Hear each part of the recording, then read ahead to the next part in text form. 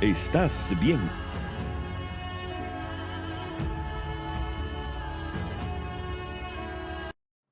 Estamos de vuelta en este su programa Aclarando Conceptos.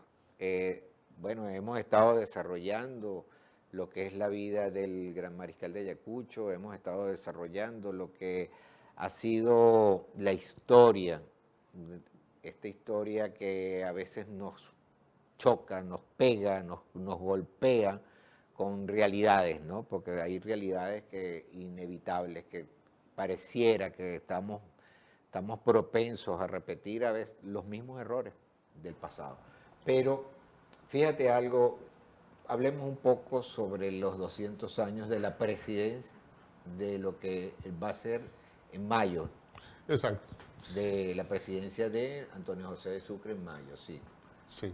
Ahora se puede decir que la presidencia de Sucre, constitucionalmente hablando, comenzó el 27 de mayo de 1829. Él ya había estado encargado, de hecho, de las actividades administrativas una vez que el Libertador de Bolivia, una vez que el Libertador regresa al Perú. Pero a pesar de su resistencia, de no querer ser presidente, de preferir la vida militar, él asume la presidencia de Bolivia y algo que me llama poderosamente la atención es el carácter innovador que utilizó. Sucre tuvo muy claro que encontraba una sociedad compleja, una sociedad con tradiciones muy marcadas.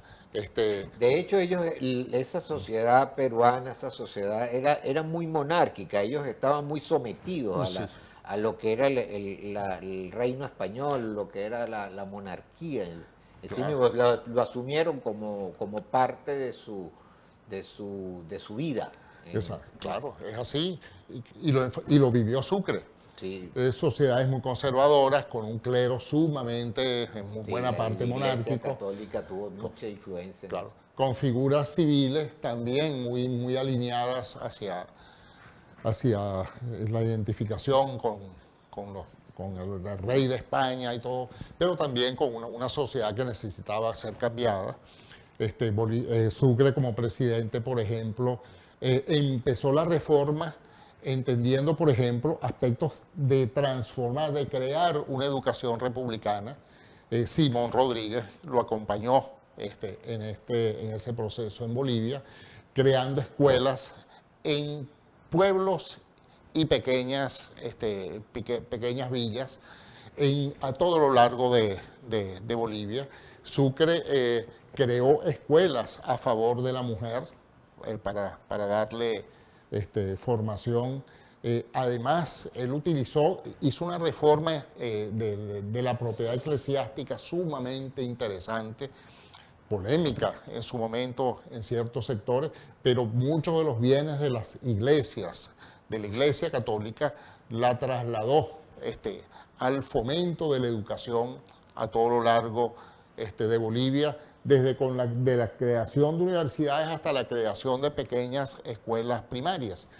Ese sentido social que tuvo Antonio José de Sucre fue impresionante en materia, por ejemplo, de protección a la ciudadanía, y sobre todo de ataque a la pobreza, a la miseria que se veía pues, en las calles de Bolivia, creando hospicios en las distintas ciudades y dándole obligaciones a los prefectos de las ciudades, a los comisarios policiales igualmente, a que velaran por el ornato, que velaran por la moral pública, de que resguardaran a la ciudadanía de manera efectiva, que los militares no entraran a las ciudades y a los pueblos y a las casas para disponer de la vida de la gente y de los bienes de la gente. O sea, una concepción realmente moderna, adelantada en materia de salud. Es que hay que ver realmente lo interesante que fue. Pero fíjate esto, él realmente tuvo una presidencia corta,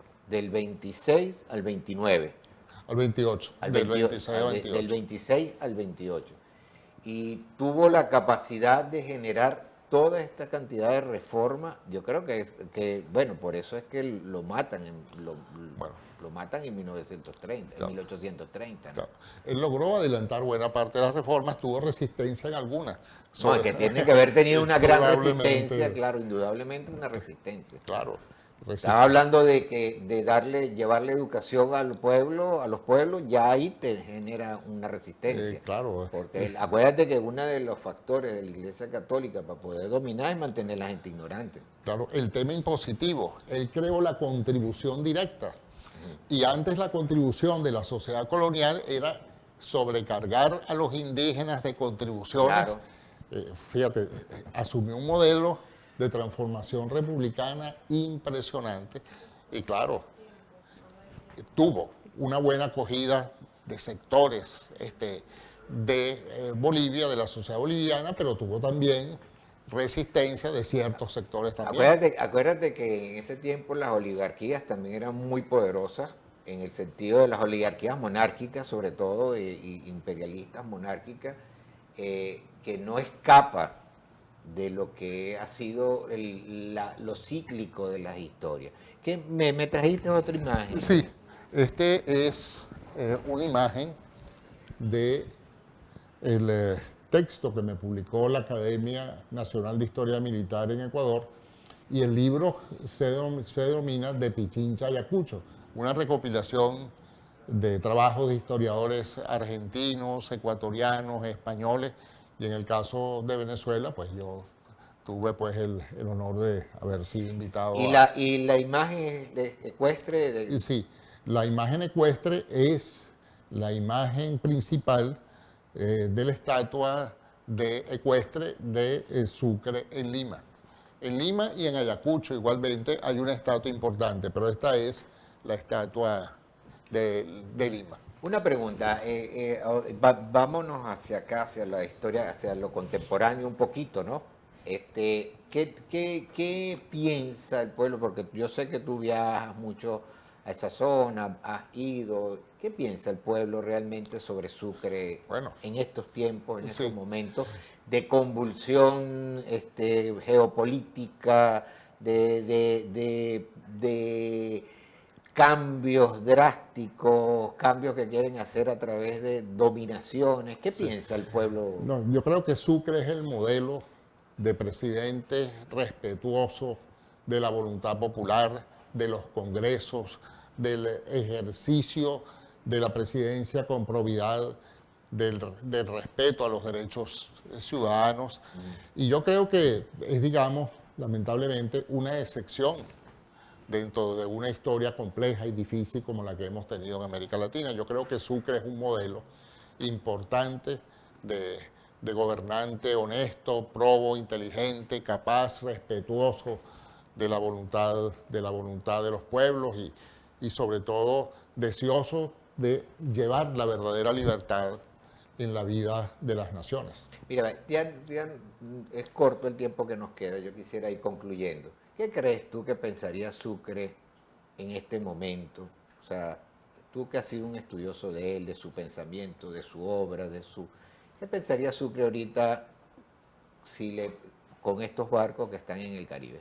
Con este imperio que quiere dominar otra vez la América, subyugarla. ¿Qué pensarías? ¿Qué crees tú? Bueno, yo creo que es difícil trasladar, Claro, pero, o sea, digamos, hagamos una abstracción a un histórica. hombre, Sí. no me atrevería a trasladarlo a las complicaciones y circunstancias del siglo XXI, Geopolítica. pero yo a su tiempo, considerando en su tiempo, he resumido todo en una frase: los pueblos necesitan la paz. Y por supuesto, yo creo que el mensaje de Sucre en cuanto a la libertad y a los derechos de los pueblos y de los ciudadanos es el mensaje esencial que Paz, debemos paz, paz. rescatar. La Claro. paz, Y derechos, derechos y paz. Bueno, derechos. yo quisiera que dieran un mensaje final, un mensaje reflexivo a nuestra audiencia antes de que cerremos este programa. Agradecerte, Rafael, una vez más, y bueno, estudiemos a Sucre, consideremos su vida, que nos sirva su ejemplo para salir adelante. Bueno, de verdad que sigamos adelante y como siempre, nosotros tratamos de que nuestros programas sean programas reflexivos que aun cuando son programas históricos, programas conceptuales, pero también que sean reflexivos para las nuevas generaciones. Usted recuerde siempre que para hacer el bien usted no necesita ley. Que Dios lo bendiga, nos vemos en una próxima entrega.